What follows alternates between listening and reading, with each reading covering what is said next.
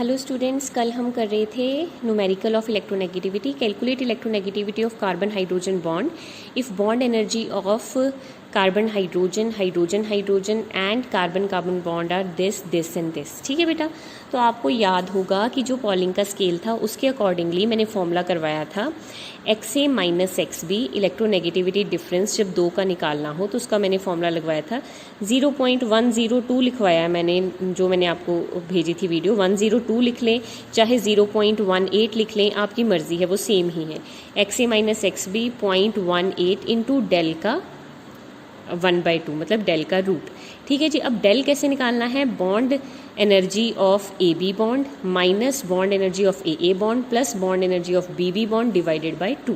ठीक है जी, तो आप डेल इस फॉर्मूला से निकालें, ये वाला यूज़ करने की ज़रूरत नहीं है, क्योंकि जब आप इस फॉर्मूले से निकालेंगे डेल तब भी जो है सेम ही आंसर आएगा। ठीक है जी, तो जब आपने XA माइनस XB मतलब XC माइनस XH निकालना है तो फॉर्मूला हो गया 0.18 इंटू डेल की 1/2।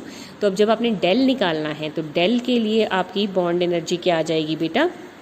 सबसे पहले bond energy of CH, bond energy of CH दे रखी है 98.8। ठीक है जी, minus bond energy of CC bond 104 plus bond energy of HH bond 83 divided by 2। तो इस तरह से जो है बेटा आपका डेल आ जाएगा। अब आप डेल निकाल के देख लें कितना आता है। ये हो जाएगा मेरे ख्याल से 98.8 माइनस 104 और 3 कितने होते हैं? 4 5 6 7 8 का 8 187, तो डिवाइडेड बाय 2 तो 2 9 ज़ा 18 एंड 2 2 ज़ा 4 92.7। तो 98.8 माइनस 92.7 ये आ जाएगा 5.9।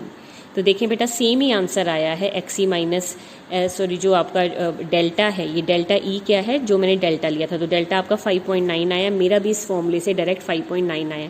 तो आप इस फॉर्मूले को यूज़ कर लें जो मैंने आपको कल वाली वीडियो में समझाया था। ये वाला फॉर्मूला लगाने की ज़रूरत नहीं है, आपका डेल्टा आ जाएगा।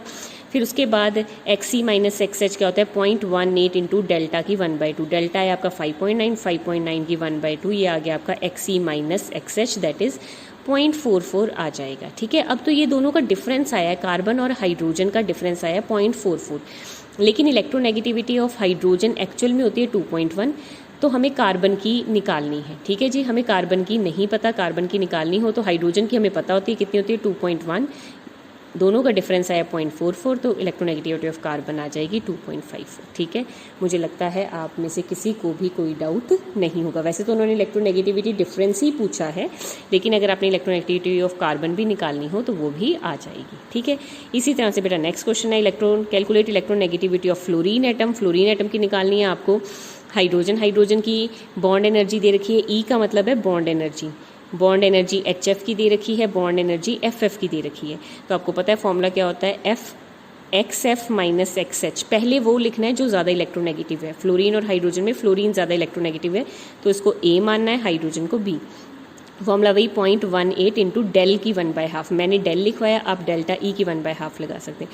डेल्टा E कैसे निकालना है? Bond energy of HF bond minus bond energy of HH bond, ठीक है, plus bond energy of FF bond divided by 2। ये वाला फॉर्मूला ना लगे, मेरा वाला यूज़ कर लें जो मैंने ऊपर लिखवाया है, that is bond energy of HF minus bond energy of FF plus bond energy of HH divided by 2। ये वाला फॉर्मूला यूज़ कर लें। अगर ये नहीं यूज़ करना, यहाँ से डेल आ जाएगा।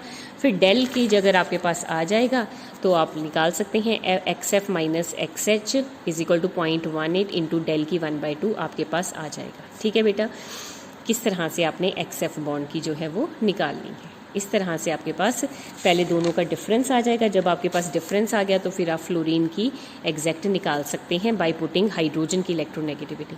इसी तरह से आप तीसरा जो न्यूमेरिकल है वो आपका जो basis of Allred Rochow equation पे है। Find the electronegativity of arsenic atom having covalent radius. Covalent radius दे रखी है और इफेक्टिव न्यूक्लियर चार्ज दे रखा है, Z स्टार दे रखा है 6.4। अब देखो रेडियस भी दे रखी है और इफेक्टिव न्यूक्लियर चार्ज भी दे रखा है, तो आपके दिमाग में स्ट्राइक होना चाहिए कि इलेक्ट्रोनेगेटिविटी किससे से निकालनी है? ऑलरॉड-रॉशो स्केल से। ऑलरॉड-रॉशो स्केल का फॉर्मूला याद आना चाहिए कि electronegativity is equal to 0.359 Z effective upon R square plus 0.744। तो 0.359 इंटू जेड इफेक्टिव 6.4 दे रखा है, आर दे रखी है 1.21, तो 1.21 का स्केयर प्लस 0.744, आपके पास आंसर आ जाएगा 2.31। Similarly last numerical is calculate electronegativity of carbon. Z effective दे रखा है 6, जेड इफेक्टिव नहीं दे रखा, सॉरी जेड ही दे रखा है, कोवलेंट रेडियस दे रखी है। तो आपको पता है अगर कोवलेंट रेडियस और इलेक्ट्रोनेगेटिविटी दे रखी हो तो ऑलरॉड-रॉशो स्केल कैसे काम करता है? Electronegativity is equal to 0.359 Z effective upon R square plus 0.744। अब आपको जेड इफेक्टिव नहीं दे रखा, तो अगर जेड इफेक्टिव नहीं दे रखा तो जेड इफेक्टिव कैसे निकालते हैं? Z minus S. Z minus S निकालने के लिए सबसे पहले आप कार्बन का एटॉमिक नंबर लिखोगे, 1s2 2s2 2p2 6 होता है। एस क्या आ जाएगा बेटा? लास्ट इलेक्ट्रॉन है 2p2। 2p2 को कितने जो है सेकंड शेल में वो कर रहे हैं, शील्ड कर रहे हैं? 2 इलेक्ट्रॉन एस के, 1 p का, तो ये हो गया 3 इलेक्ट्रॉन। सेम शेल का होता है कंट्रीब्यूशन 0.35, ये हो गया n और ये हो गया n-1। n-1 में कितने हैं? 2, उनका कंट्रीब्यूशन होता है 0.85, तो इनका s आ गया 2.75।